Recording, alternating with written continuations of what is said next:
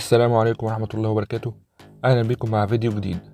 طبعا معظم المتابعين لسوق السيارات في مصر بالذات عارف إن حصل من خلال فترة من أول يناير لحد يعتبر شهر 11 أو شهر 12، يعتبر يعني خلال سنة 2022 كلها، ويعتبر لحد دلوقتي برضو إن في ركود تام في سوق العربيات. ده يعني بناء على إيه أو حصل ليه؟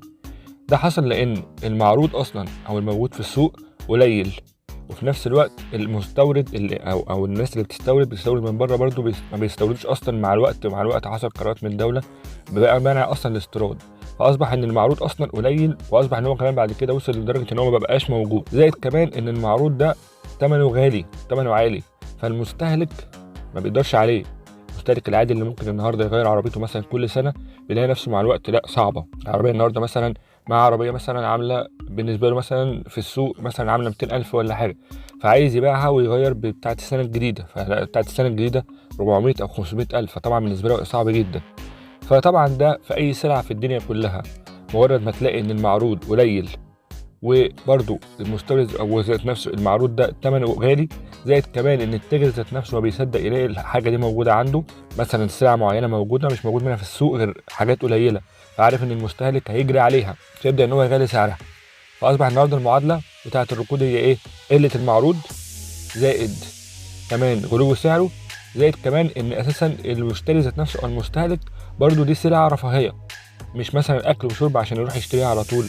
فده كله يساوي في المعادله الركود اللي موجود في عالم العربيات خصوصا في مصر. طيب مع ده كله حصل ايه، او نتيجه ده كله حصل ايه؟ حصل ان المبيعات ذات نفسها بتاعت العربيات بمختلف البلاد اللي جايه منها، سواء كوري سواء اوروبي سواء امريكي سواء حتى الصيني، الحاجات دي كلها المبيعات بتاعتها خلال سنه 2022 قلت لما هنيجي نقارنها بالمبيعات بتاعت 2021.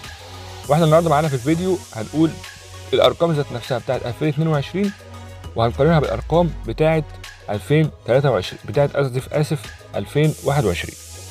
اول حاجه معانا العربيات الاوروبيه انخفضت بنسبه تعتبر النص او يعتبر بالظبط 48%.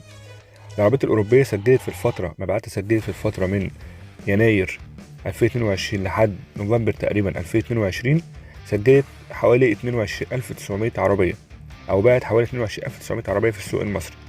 لو احنا قارناها نفس الفتره دي بس السنه اللي فاتت اللي هي 2021 او يعتبر السنه اللي قبلها، يعني اللي هي من يناير 2021 لحد شهر نوفمبر 2021، هنلاقي ان ساعتها المبيعات بتاعت العربيات الاوروبيه كانت 43,900 تقريبا.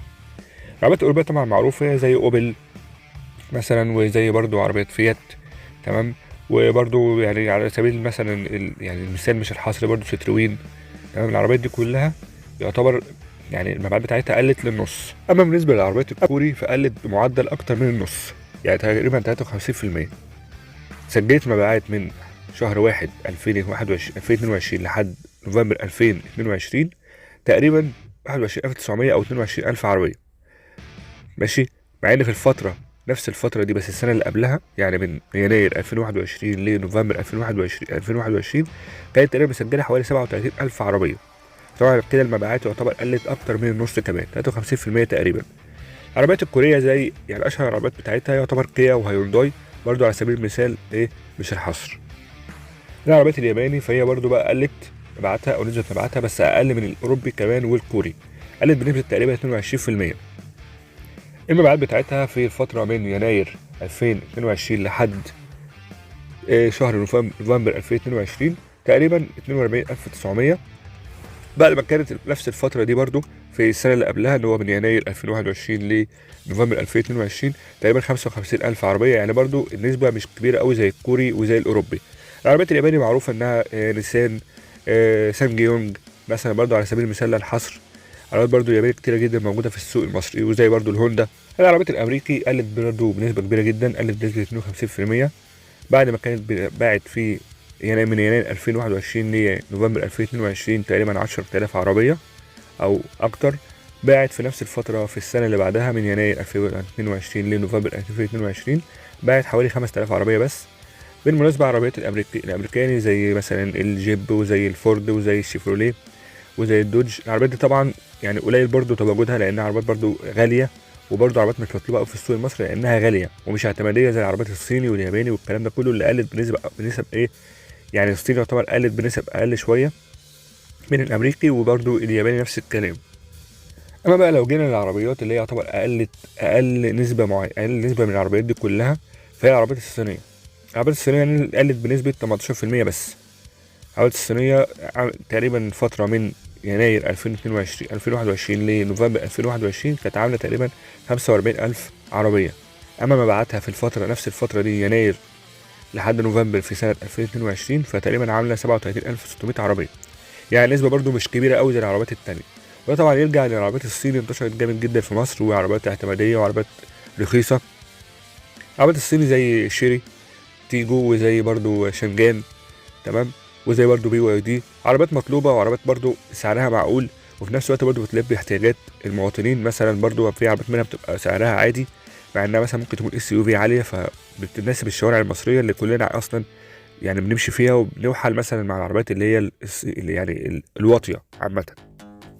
بعد ما تعرفنا على يعني نسبة المبيعات في العربيات الأوروبي والأمريكي والياباني وبرضه الصيني اللي قلت في الفترة من يناير 2022 لنوفمبر 2022، قلت عن نفس الفترة اللي في السنة اللي قبلها اللي هي من يناير 2021 لنوفمبر 2022. حابين بس نقول حاجة أخيرة كده، إن يعتبر فعلا أقل عربيات هي شهدت يعني أقل نسبة في التأخر أو في انخفاض العربيات كانت العربيات الصيني. هي اقل حاجه اتاثرت بالازمه اللي موجوده في السوق، يعني طبعا هي مطلوبه شويه.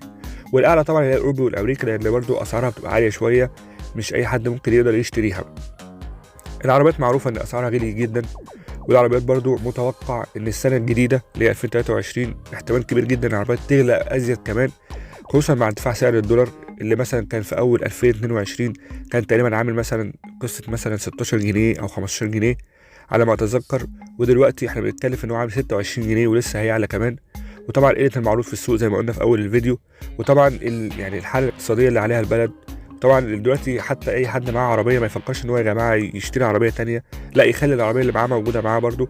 وان شاء الله الايام الجايه ربنا يستر ان شاء الله، والازمه بتاعه سوق العربيات دي تنفرج، عشان برده ايه احنا كلنا نعتبر متاثرين بيها. ولو عجبك الفيديو ادعمنا بلايك، ولو لسه ما اشتركتش دوس سبسكرايب، ونقابلكم ان شاء الله مع فيديو تاني، والسلام عليكم ورحمه الله وبركاته.